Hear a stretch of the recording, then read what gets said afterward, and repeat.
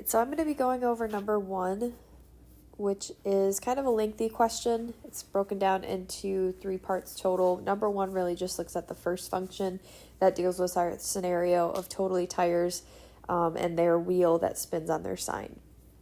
So number 1 says, according to the shop's owner, the motion of the existing tire can be modeled by a function y equals cosine pi over 15x plus 5. We know that x represents time in seconds and y is the height in feet. So part A says, what are reasonable domain and range of the function? So with our domain, we're looking at our x values, so we have to think what is reasonable or realistic in measure of time. So we know that we can't go backwards in time. We don't want negative seconds or negative minutes, anything like that. So a reasonable start to our domain would be 0, right? We can have a time of 0 seconds. That's our initial time if we're tracking a rotation.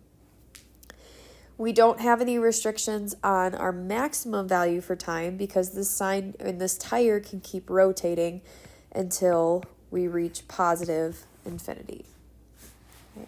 Another way that you can write the domain is with that set notation. So we can say that x is greater than or equal to 0, or you can write interval notation and say 0 to positive infinity. Our range is now our y values, which would be the height of the point on a edge of that tire. So with our range, and because we're only given our equation here, my recommendation would be to look at your function on a graphing calculator and to visualize what your range is. So I'm going to use Desmos for this one. You can use your graphing calculator, but I personally think Desmos is easier to visualize here, just because it's easier to maneuver and set up with plugging in that function. So I've plugged in our equation that we're working with, but right now I'm going to change my window settings so that way it's easier to visualize our function. Since I know my x values are going to go from 0 to positive infinity, I'm going to change the x values in here. We'll say 0 to 100. And for the y values, right, I can kind of about see where my screen is right now that it's not going to go past 10. And I know it's not going to be negative, so we'll say 0 to 10. Right, and then we'll close the wrench out. So you can see that I've changed my window so my settings are a little bit clearer, and now I can see that nice smooth curve. And I can really visualize the y values and see kind of what 2 values my range is going in between. So if we click on our graph, right, we can see that all the maximum and minimum points are highlighted here. So 6 would be my maximum y value, and 4 would be our minimum y value. So that tells us that the range of our function goes from 4 to 6. And if we wanted to write that again as an inequality, we could say that 4 is less than or equal to y, which is less than or equal to 6.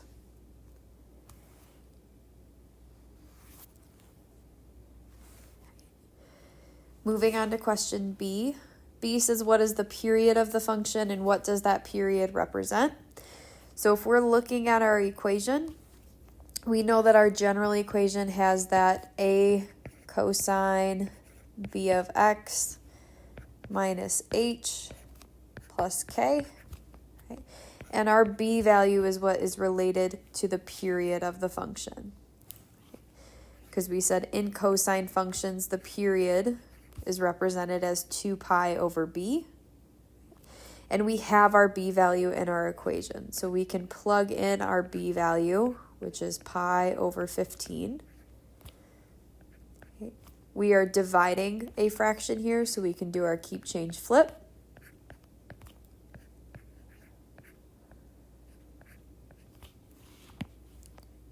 Our pi values would cancel out, and then we just get 30.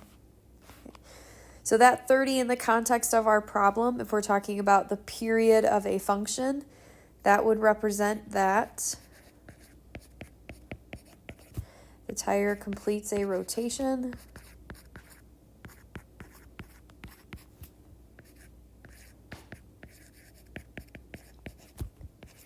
every 30 seconds.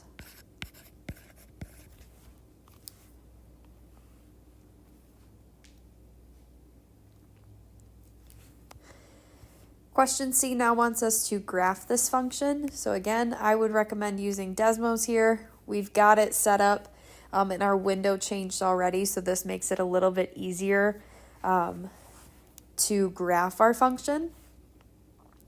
And this just has to be a sketch, so I know that my scale has to be even. I'm going to go up by 2's on my y-axis. So 2, 4, 6. And then I'm going to go by 20's.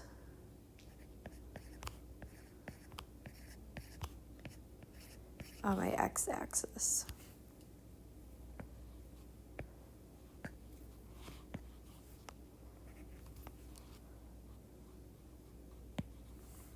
Okay.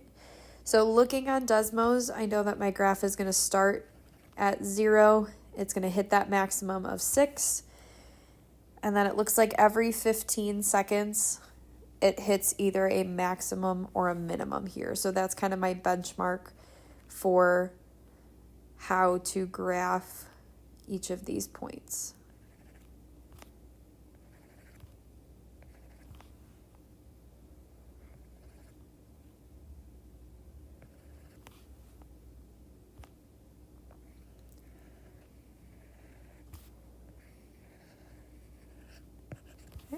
So this doesn't have to be perfect by any means, but just showing that your scale is even. You don't skip any values in your x or y axis, and that you have a smooth curve that follows our sine or cosine function.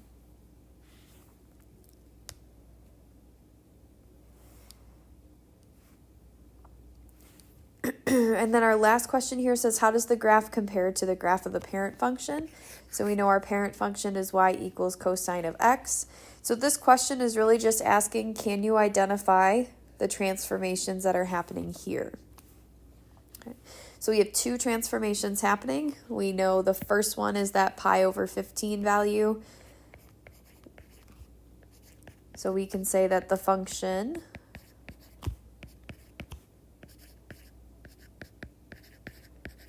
is horizontally stretched by a factor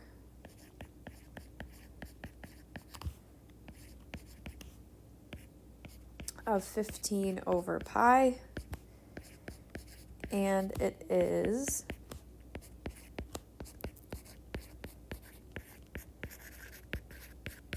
translated up 5 units. Okay. So the question that you might ask is, where does this 15 over pi come from? So if you remember when we graphed sine and cosine, anytime that we had a b value, we would multiply our x values in our table by 1 over b, right? So if our b value was 2 in an example, we multiplied by 1/2 to perform that transformation. So when we want to write out our transformations in a descriptive sentence, we want to say that it is horizontally stretched or shrunk, depending on what b value we have. And then we want to make sure that our factor is written as 1 over b instead of just the b value, because we want to represent the number that we multiply by when we perform our transformation. So that's why we're doing 15 over pi here.